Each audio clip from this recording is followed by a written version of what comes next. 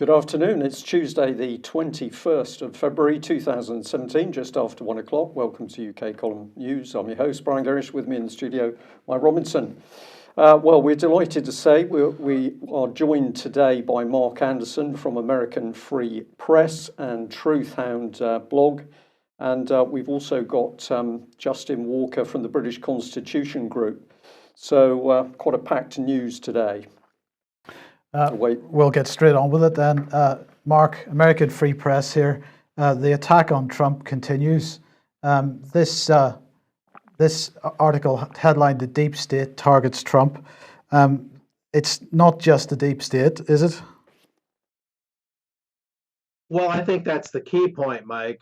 Pat Buchanan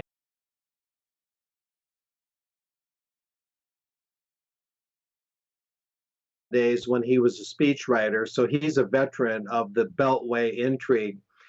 And Buchanan is especially adroit here at explaining exactly what's going on. And I would preface the remarks by saying there's basically what amounts to a civil war going on, or at least beginning to happen. A civil war, by definition, being when one or more factions fights for control of a single government. And the Obama-Clinton faction and the deeper state that that's an extension of hasn't really left Washington altogether, even though Trump is.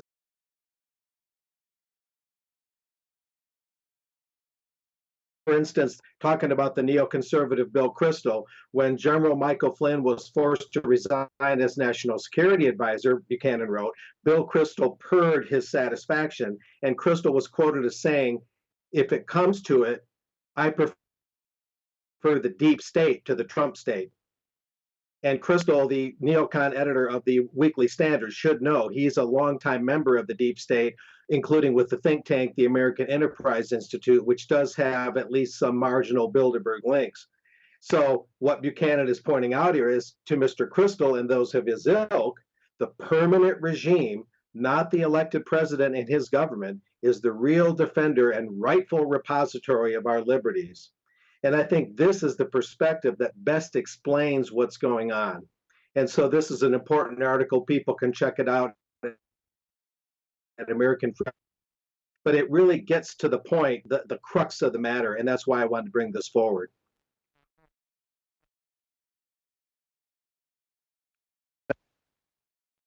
We will just mention that we do seem to be having a little bit of trouble. Today. I do apologize for that. We seem to have a slight problem going on. Let's just mention that Michael Flynn, of course, resigned as National Security Advisor, has been replaced by Herbert McMaster, who is a Lieutenant General with the United States Army. Well, I mean, we don't know too much about him yet, Mark, but my understanding is, well, I've been told by other friends in the United States that, well, they described him as a good guy, but so far we don't know too much about him. Yes, I don't either. I just heard this last night. I've been busy here in South Texas covering border issues with a lot of congressmen, U.S. congressmen, coming to my neck of the woods. So I'm just getting up to speed on that as well, Mike. And we will just move straight on then to this article in the Financial Times, Donald Trump and the Siege of Washington. This is a absolutely amazing article. It's by Edward Heath, and he is the son of Baron Luce, by the way, so real British establishment. He was a conservative MP and a member of the Conservative government at one stage. But this headline here in the FT, Donald Trump and the Siege of Washington, is subheaded, "Will the system bring the president down, or will he destroy it first?" And the rhetoric is really amazing. Either the forces that are against the president will bring him down, or he will destroy the system. My bet is on the first. He said that Trump has declared war on the intelligence agencies and the media. He said, "Do not be reassured by Mr. Trump's cabinet. Many of them are experienced individuals." He said that he fears it's only a matter of time before this all results in violence.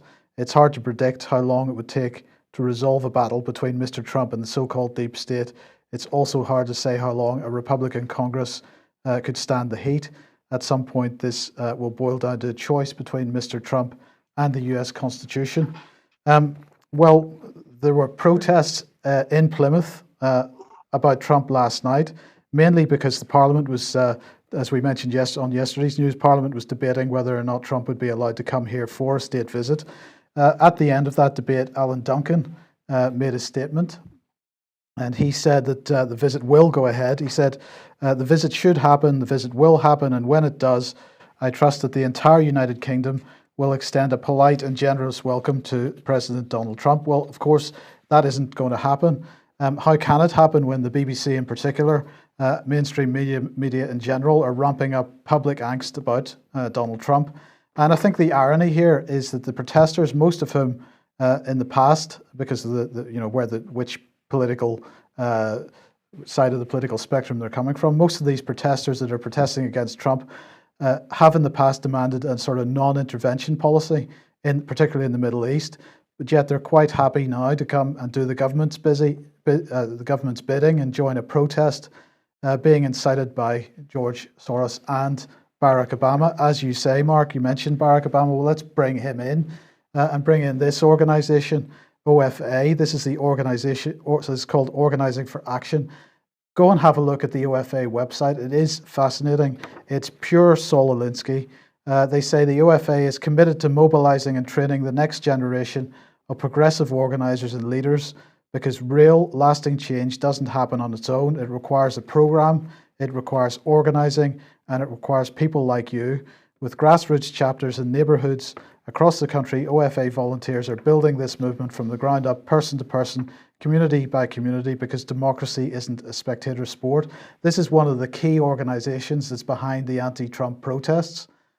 George Soros, we've mentioned, but this is absolutely the office of Barack Obama. So how do we know that? Well, Organizing for Action is the successor of the Obama 2012 re-election campaign and of Organizing for America, which itself succeeded the Obama 2008 campaign.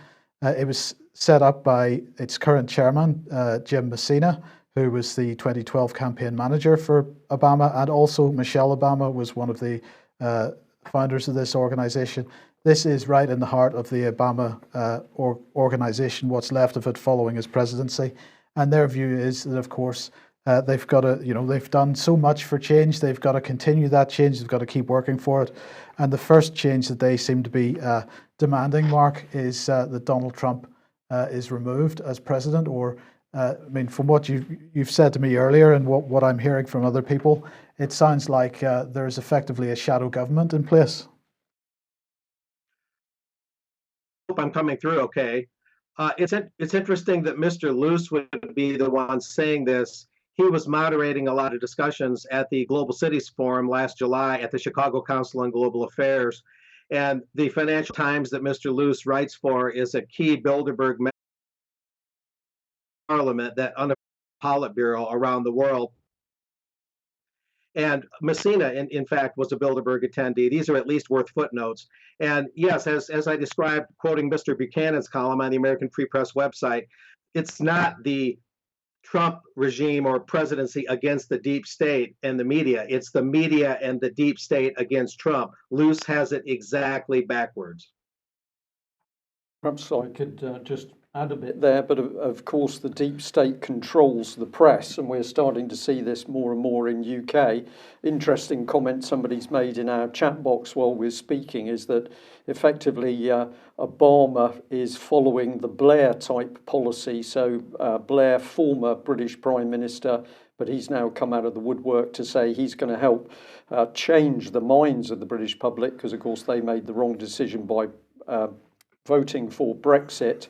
And you've got Obama. I learned from YouTube, I don't know whether it is correct or not, but I learned from YouTube last night that Obama is renting a very large house, which appears to have been filled with his staff members. I don't know whether you can add anything to that or comment on the accuracy of that report, Mark.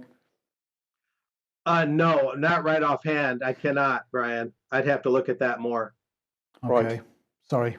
We're having technical problems today. We'll just get through this as best we can. But Mark, we have to mention this article. You wanted to bring this in. Russiagate, Washington Post on the warpath to derail Trump's Russia détente. This from 21st Century Wire. Give us the background to this.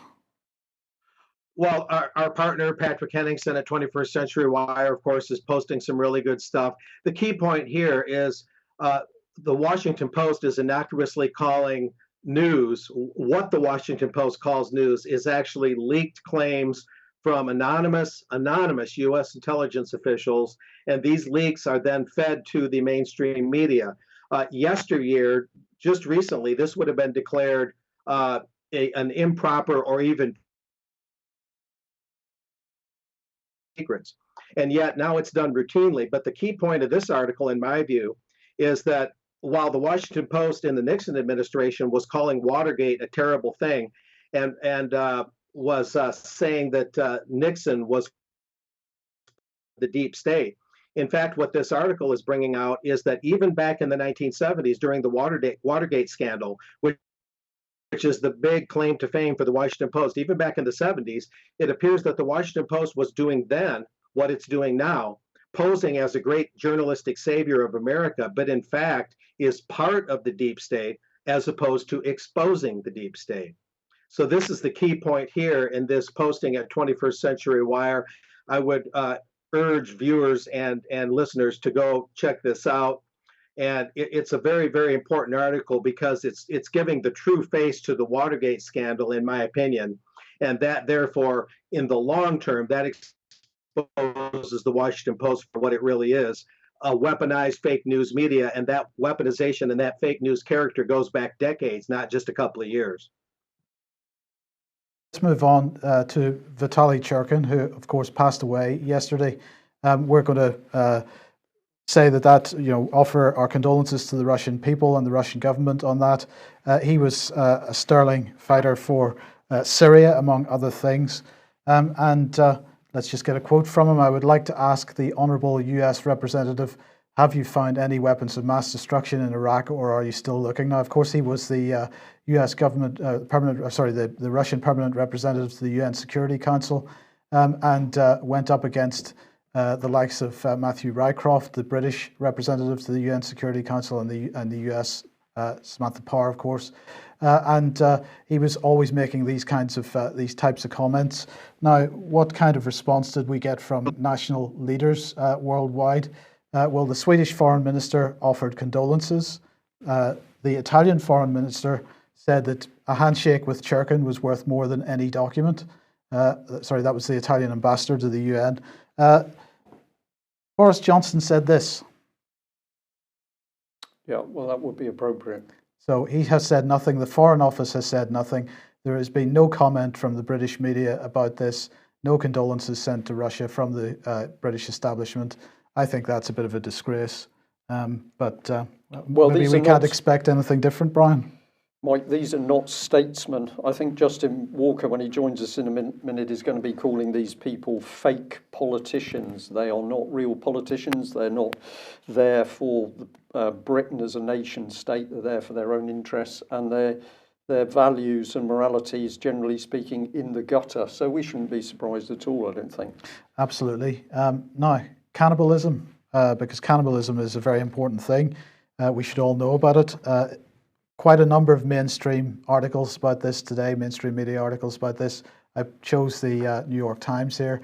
Pass the Fava Beans, a new book on cannibalism, says it's not as rare as we once thought. This is brilliant. This is written by a guy called, a zoologist called Bill Schutt. The book is called Cannibalism, a Perfectly Natural History. And what he's basically saying is that animals eat each other.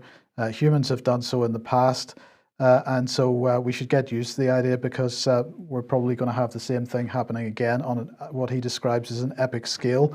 And the media here absolutely promoting this idea. Cannibalism is a jolly book written in a breezy style, but the research behind it is impressive. You might think a book on cannibalism would be upsetting, but in fact it's refreshing apparently.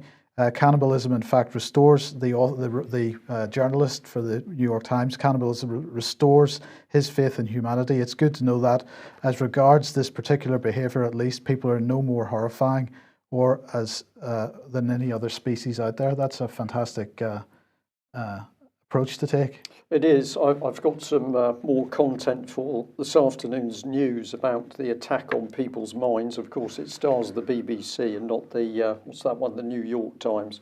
But this is calculated. This is structured material, which is attacking everything. It's attacking our happiness, because this is very dark, depressing material dressed up as fun, and basically it's attacking society as a whole.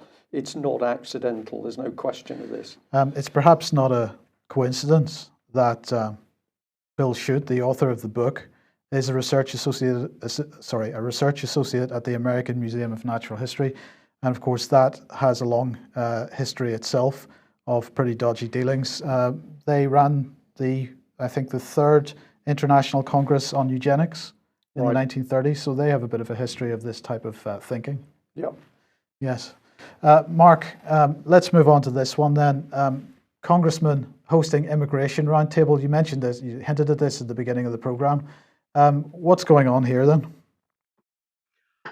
Well, 5 congressmen came to South Texas here yesterday. This coming Wednesday, House Speaker Ryan will be here. Other senators have been visiting. I'm living in ground zero of the largest migration of people in recent memory across the Mexican border into Texas. And one of the things that meeting covered was that the numbers in the summer of 2014, and I hope I'm coming through, unaccompanied minor children crossing the Texas border, 67,339. And that included over 17,000 from Guatemala, over 18,000 from Honduras, and over 15,000 from Mexico, in that total of just over 67,000. And so unaccompanied minor children, and those unaccompanied minor children from fiscal year 2009 through the end of last calendar year, the grand total is 302,076. And then if you look at family units, you're looking in the tens of thousands as well. And so now there are 1.3 million Salvadorans and 600,000 Hondurans in the US, and of course, illegal aliens, well over 11 million of those. So these are the numbers we're getting as there's this debate down here on where to build the border wall, as it's known, and a lot of very pointed criticism of the Trump regime, saying that he basically wants all immigrants kept out, at least the vast majority of them. There's a lot of exaggeration going on, but the bottom line is these are mass migration numbers. This is an exodus, and no one is exploring the southern border of Mexico that borders Belize and Guatemala and El Salvador. That's being overlooked, plus all the drug running that these people are roped into in order to get all the way across Mexico into Texas. They have to agree to be mules for the coyotes and the drug lords. But these open borders people in South Texas that are castigating Trump and bringing these congressmen in, they paper over that. They look at this exodus and they act like they're all innocent refugees. Many of them, even most of them, are. But to get here, they have to make a deal with the devil and work with the cartels and deliver the drugs. And so even under the best circumstances, these large numbers of people are helping facilitate the drug trade, the cartel drug trade into the U.S. and all that brings. The real solutions are being overlooked, though, and that's why are these countries in such bad shape? Why are people leaving there in such large numbers? And what's going on with Mexico's southern border with these Central American countries? These are the things that these congressmen are barely acknowledging, if they acknowledge them at all. Do we have any idea what's happening to these children when they get there? When they get to the States, Yes. most of them go into shelters, Catholic shelters and other charities, or they're detained by the Border Patrol in tent areas, makeshift tent villages, you might say. And this is going on right in my backyard. So it's a pretty bizarre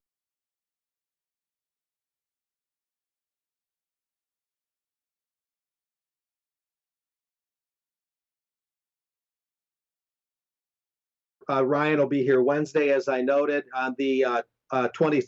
That's tomorrow, on the 22nd of February. And it's coming to a head right now. I'll have more updates, but this really will determine whether a much extended border fence will be part of a Trump border policy to bring our borders under control, or whether it will not.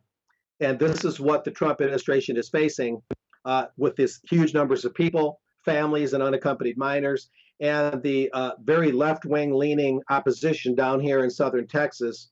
Although the pro-open borders people in Texas like to portray all Hispanics as believing in liberal immigration policy, when that's not true. There's a very sizable part of the Hispanic community, Catholic and non-Catholic, that believes in much better border security, but the local media and local activists make it sound like all Hispanics have to believe in open borders.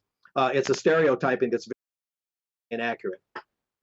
Mark, we could have a whole hour simply on this subject, but I find it very interesting that the problems that America is having with immigration, particularly from the southern borders, mimicked by what's been happening in Europe, migration through the European Union, a lot of it coming into UK.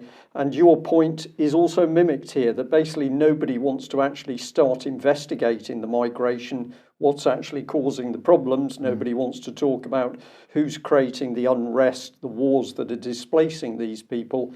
You simply have a focus on the problem of immigration as it hits individual countries, whether it's Turkey or Germany or France or UK, for example. And this is where I think we're starting now to touch on the role of this deep state in creating these problems so that they can then manipulate what happens in day-to-day politics as people try to react to it. Well, shows the parallels on both sides of the pond. Exactly right. The war, the largely Western-sponsored wars on your side of the pond, and what I suspect are CIA black budget operations on my side of the pond that are playing a role in destabilizing Central America and driving these people north, along with existing economic defects in the economic and monetary system that are ongoing causes of mass migrations and dislocations of people. It's a combination of those things, but these are overlooked, and all we look at is the symptoms and not the solutions and the causes. Sorry, Mike, if I may, I'll just add into that. We did an interview a little while ago with two very interesting gentlemen who were talking about how the culture, how society in Colombia was being changed. And this is the key point that they were making, that agencies, particularly American security agencies, were buried into their country, and they could see links through to the trouble, the gangs, the drug trafficking, and that was causing people to then destabilize and move out of their areas. So I think the evidence is there, but of course we're not seeing any of it coming out in the so-called mainstream press. Just before we move on, I'll just say again, apologies for the sound problems today. We do have a technical issue which we're just working through as best we can. Let's move on to this then. Bilderberg 2013, Birth of a Global Tax System. Mark, you and I have been talking about this for some time. This article actually on the UK Column website, written by Patrick Henningsen, from a discussion that he had with me over at a UK Column event, if I remember rightly. But basically, we've been warning about this this global tax system on its way for quite some time, and suggesting various mechanisms that might come in via. Of course, the Panama Papers, absolutely part of that. Well, today the European Union has published this. This is the Economic and Financial Affairs Council, ECOFIN. They are responsible for EU policy in three main areas: economic policy, taxation issues, and the regulation of financial services. So you might say that this is the embryonic EU Treasury. They are made up of economics and finance ministers from all member states, and the relevant European commissioners also participate in the meetings, because this is a European Commission body. And there are specific ECOFIN sessions. This was one discussing the global tax system. So they have now agreed a text, which is on screen at the moment, for a proposal on an amended. This is all being driven under the guise of anti-tax avoidance. So this is an amended anti-tax avoidance directive. It introduces rules to help address hybrid mismatches, as they describe it, between the EU and third-party countries. Hybrid mismatch arrangements are arrangements often used by multinational companies or other entities. They make it possible to exploit differences between two or more countries in the tax treatment of financial instruments, and they want to deal with this, and they want to deal with the so-called tax avoidance of big companies. Mark, we've been talking about this for some time. The Council, by the way, is also working on concluding negotiations for the fourth anti-money laundering directive. Both of these directives that they're working on at the moment, there's a certain amount of hypocrisy in this, bearing in mind that although this organisation is responsible for setting the budget, they have never produced any audited accounts. No, you don't want to do that, Mike. No, but Mark, the oncoming global tax system, have you seen any pressure being built on the other side of the Atlantic on this? Certainly the EU seems to be driving forward with it. Amid all the clutter of the Trump presidency getting seated and getting his cabinet seated and all the controversy, no, I have not, Mike, not specific.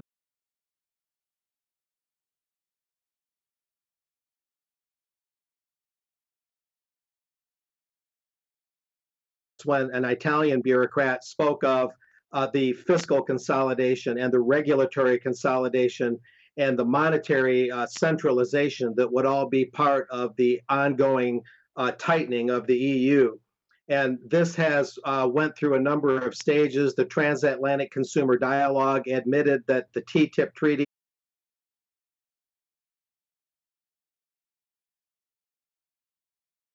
brought out by a speaker named Monique Goyen. So what we're seeing here that you're bringing out, Mike, is another step since Bilderberg 2013 through the Panama Papers to this EU embryonic treasury that you're bringing out. These are the logical and expected steps of a Bilderberg-connected consolidation of treasury and monetary apparatuses on both sides of the pond toward a much larger consolidation, not only involving the EU itself, but tying the U.S. into it through TTIP. Well, let's find out what the British government had to say about it. David Gauke, who's the Chief Secretary of the Treasury, said he was pleased that ECOFIN agreement has now just been reached to clamp down on multinational tax avoidance and aggressive tax planning. So that is a typically useful comment from the British government.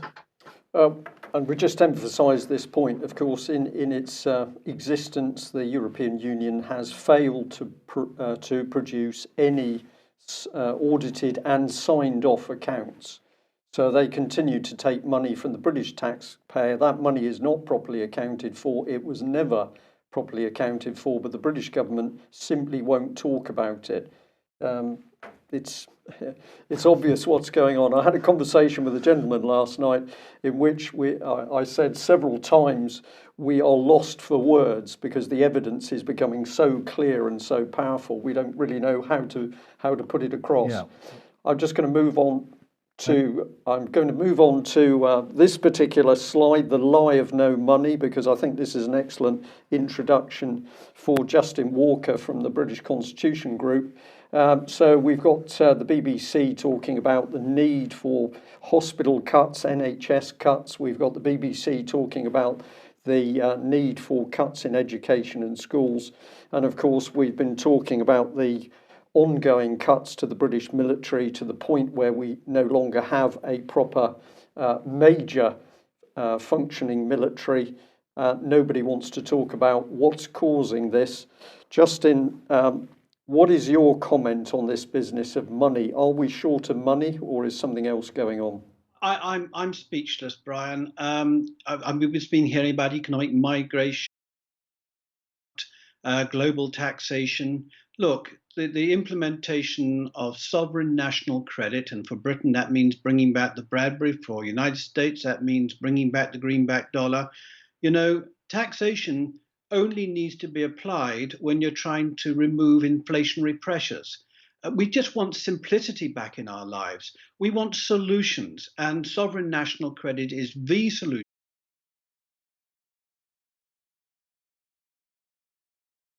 international settlements. We've got to aim our guns on the core of the problem, and it is the private bankers and the system that they have created of debt creation over the last few hundred years, and it can be removed by historical precedent. It's so simple, and we've just got to do it. Now, you've shown a picture of the hospitals closing, and there was a report today on the news. Now, I will just give you a perfect example of how useless our MPs are at the moment. My MP is Sarah Wollaston. She's the MP for Totnes. She's also chair of the Health Select Committee. Okay, I went to see her in last summer as my new MP, and the first question I asked was, have you ever heard of the Bank for International Settlements? Her immediate reply was, no, I haven't. When I explained to her what it was, she did look somewhat sheepish. Anyway, move on to about a month ago. We've got 4 local hospitals in and around her constituency. They are small cottage community hospitals, much needed, much loved by the local communities, and they are going to close because the NHS have got to save money. So I wrote her a 5-page detailed letter pointing out the Bradbury, the historical precedent, how it could solve all the problems. She wrote back 2 lines saying, no, I don't agree with this system. We'll just have to agree to disagree. That's it. Now, that was the final straw for me. And as a result, I have now written something which will be available this weekend. And it's called, quite simply, Fake Hope, Fake Austerity, Fake Democracy, Fake MPs. An essay reflecting sadness and disappointment. Is there no one left in the House of Commons with decency, integrity, and honour? I've had enough. I'm totally exasperated by what's going on. If we don't make our move now to restore our country, we've lost it. And as Brian has said before, the submarine is above the surface. We know what's going on. We've just got to get our act together and act together towards the truth. Justin, thank you for that. Just to give a bit of emphasis to our viewers and listeners today, it's not only your local MP that you've challenged on this, but also Mr. Corbyn and his top-tier advisors. Yeah. And they originally had signed an early day motion to bring the Bradbury Pound back into existence. So we've got Jeremy Corbyn supporting this initiative. What's he doing now? This is my problem. I'm on a weekly basis. I've been ringing John McDonnell's chief of staff. She's very friendly, very nice, trying to get this appointment with John McDonnell and his team so we can discuss why they signed the early day motion, what they're going to do now to promote the Bradbury. Now they're in a position to put the Bradbury Pound and the precedent of its sovereign national credit into the central arena so it can be discussed. And they just don't want to meet with us. James Meadway, who is John McDonnell's chief advisor, his background is London School of Economics and the New Economics Foundation. And I'm afraid to say this is all part of the so-called progressive movement. They don't want to look at sovereign national credit. They don't want to look at solutions. They just want to wring their hands saying how bad austerity is, and we've got to find fairer ways to tax, etc. These people are deliberately not allowing proven solutions to come into the mainstream arena. And I am just disgusted and very disappointed with Jeremy Corbyn and John McDonnell that they're just relying on the fact that people won't get to know about the 748 early day motion 748, where they actually called for the resurrection of the Bradbury Pound, and as they described, in one fell swoop, it would sort all our problems out. So what is going on here? All we can think is that the Crown Corporation, the City of London, have got them in some sort of position where they can't speak out. Something very bad is going on. Well, that last point, of course, is one that I can certainly pick up on, because we've had local Conservative MP Gary Streeter also simply refuse to answer questions put to him about the state of Britain's defence and the fact that we've had massive cuts to the extent that we're now seeing major problems within British military. A wall of silence from Gary Streeter, a wall of silence from other Conservative MPs on the subject of Britain's continuing integration into the European Union military system.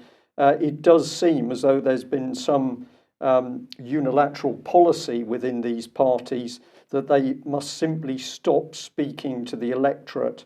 They can't give a reasoned argument back to people on the streets, so the only thing they can do is say nothing. I think we're beginning to get the lid off what's actually taking place. Yeah, you're absolutely right, Brian. You're absolutely right. Now, as you remember, back in November, about 520 of us, met at the Winchester Guildhall, and unanimously we passed the Winchester Declaration. And the declaration falls into two parts. The first part is to restore the rule of law by restoring trial by jury for every trial. Okay, so the corporate means of trials by using statutes and all those sort of things don't come into the equation. It is all about trial by jury. You are basically examined by your peers to decide whether your actions were reasonable and unreasonable. And the key change that we've got to make, well, it's not a change, it's just making sure the judges tell the juries that they have this power, and that is the power to annul bad legislation passed by Parliament. We've just had the judgment over Brexit by the Supreme Court that's saying that Parliament is, basically Parliament is sovereign. I'm sorry, Parliament is not sovereign. We, the people, are sovereign, and it is this right to annul by a jury bad, poor legislation that makes sure that we don't suffer from ambitious politicians who are serving their interest and other vested interests at our expense. So that is the first half of the Winchester Declaration. The second half, we've already touched on, is the restoration of sovereign national credit and, in our case, the Bradbury pound. Now, these two things will completely collapse the whole City of London, Crown Corporation conspiracy, if you like, if you want to call it that, what they are doing to us. It will completely collapse their attack against us. So what we've got to do, and I think you're about to show the slide of Robin Hood, at on April the 22nd, that's a Saturday, April the 22nd, where we're going to have, if you like, Winchester Part 2. Only this time it's not going to be just a long presentation saying what's wrong. It is a case of us all coming together, meeting ourselves as friends, as fellow campaigners. We're going to have workshops. We're going to empower people with ideas. Other people will come with ideas. The whole point is going to be a traditional moot. We're calling it the Great Moot of Nottingham. And it is, as I said, a coming together of people to basically bring about an effective grassroots movement. We're going to organize hubs. We want to set up hubs in their towns and their communities. What we're doing is getting the evidence out to the people, because at the moment the British people are wading through a sea of ignorance. And once they realize the truth about what's happening to them, well, I was talking to some friends only this weekend, and we all agree if we get the truth out, I say we as our mindset, the people who want to go where truth is and solutions are, we should be in power, in inverted commas. Words, our mindset will.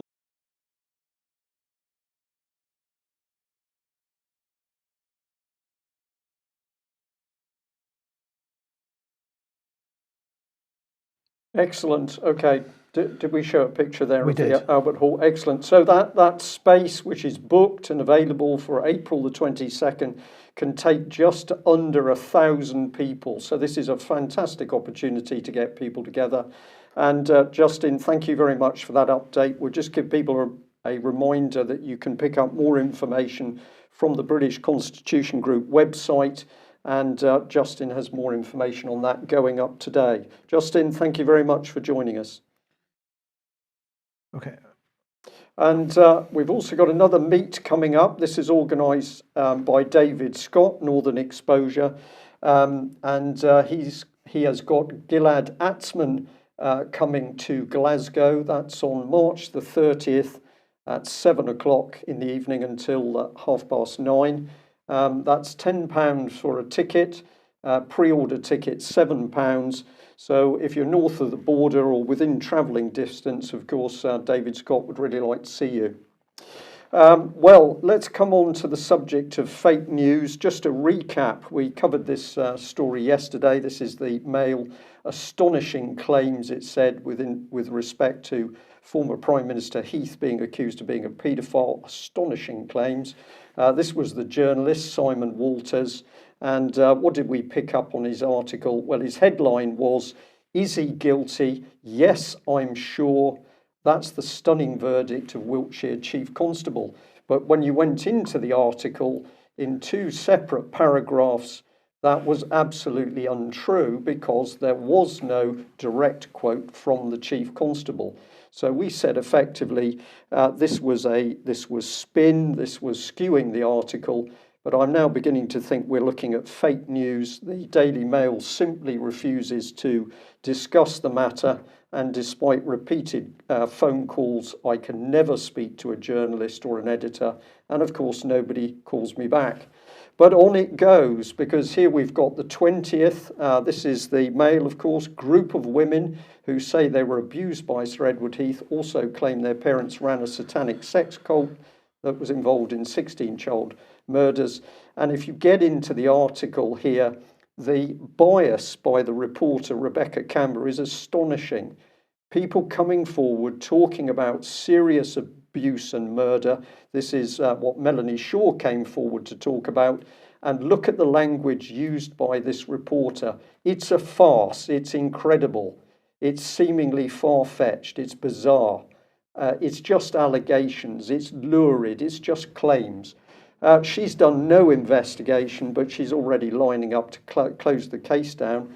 I couldn't find this lady. This is part of her Twitter page where she's put 2 tweets, 19 following, but who is this woman? I don't know.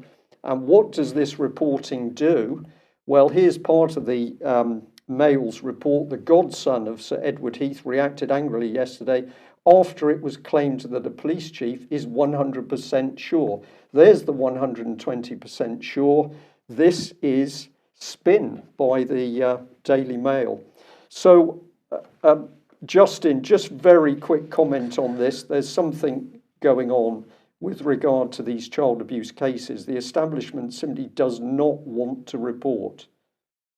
Well, I think you and I have talked about this often enough, that child abuse, organized paedophile rings at the establishment level, this is the cement that binds the treason, binds the criminality, and gets politicians at a senior level to basically go where lies and wars and I'm just sickened by the whole thing. Parliament is rotten to the core, Brian. It's absolutely, truly rotten to the core, because even so-called good MPs, they're not doing anything. They hide behind this damn silly protocol where they say they can't interfere in another politician, another constituency. In other words, if you write to somebody and you're not a constituent, they say there's a protocol which forbids them from discussing it. The whole place is rotten to the core. And you know, when our mindset takes over, we've got to redo the whole thing. It's all rotten to the core. Okay, thank you for that. Now, we've just got a couple of subjects which will allow us just to bring in Mark again before we get to the close of the programme. This was alerted to me. It's BBC material. It's called The Social. This is a product north of the border. I'd encourage people to go and see it. It is utterly appalling. The embedded information I've got there is a video clip where a person is, are they a boy or are they a girl? That's had 29 million views. There's only one thing this BBC creation is designed to do, which is to basically be unsettling people. And if I just bring this one in top, if you want to see the language, I'm not going to repeat the wording, it's there at the bottom of the picture. But this is supposedly ordinary people speaking, and the BBC is churning it round. Well, it linked into this one, Maker Assembly, and I had a look at this. This smacks of Soros to me. I don't know who funds it, but there's something very weird. This is about community activism. It's being driven by who? Well, it's being driven by the British government via collaboration with the British Council. And we've talked about the British Council before, but I encourage people to go and have a look at them. Soft power in over 100 countries. This is the base of the City of London, I would suggest, putting soft power out throughout the world. You can see the information here on their own website. But basically, this caught my eye this morning because I found that they're still saying that we should be in the European Union. But of course, this organisation describes itself as apolitical and independent. But here it is, soft power is crucial to countering extremist ideologies. So we've got political language, and if we put it together, it's very interesting. They claim to be apolitical and independent. They are pushing European policies. Here's Erasmus to get university students moving across borders. They have their people with all sorts of former connections, international banks, high finance, corporations, wealth, wealth creation for children, from children. I found this particularly disturbing, but on it goes, transforming national education systems, prosperity and transforming national education systems. It was the prosperity is the one I was after there. LinkedIn, of course, with BBC and BBC Media Action, and they're preventing terrorism. But they told me on the phone they are not political, they are independent, and it was simply a mistake that reference to the European Union was there, so they're removing it. Good. Okay. Well, I think we should leave it there. Indeed. Yes. Mark, we are seeing a very comprehensive training program to bring particularly young people into so-called activism, not only in UK, but worldwide. The British Council is one of those things. In America, you're seeing Alinsky-type change activism around Hillary Clinton and Obama. Again, this is not accidental. Just give us 20 seconds on your thoughts. Well, my main thoughts on what you just got done saying, Brian, you can't avoid this, and I think Justin would agree too. These are the people that refer to common sense solutions like sovereign national credit. I write about a particular application of that known as social credit or economic democracy. Pretty much the same thing, birds of a feather. Real solutions are looked at as extremism, and this constant collaboration and pie in the sky ideas of these people is looked at as reasonable, as humane, as workable. In fact, they are the extremists, the ones that want to be gender benders all the time and tell boys that they're girls and tell girls that they're boys, bending gender, undermining the people's will to influence the government, and constantly forcing unnatural flows of migration and internationalism. They are the extremists. They are the people that are out on the fringe, and their media is part of that. The media that's associated with this Alinsky style, this Alinsky worldview. They are the extremists. That's what people across the board have got to get into their minds. It is not those that want a trial by jury, sovereign national credit, and a government that responds to the reasonable will of the people. They are not the extremists. It's these others, these internationalists, that are the true extremists. Mark, thank you very much for that. We live in very dangerous times, but information coming to the surface. That's it for today's UK Column News. Thank you all very much for joining us. If you're not a subscriber, please subscribe. We can only do what we do with your help. Thank you. Bye-bye.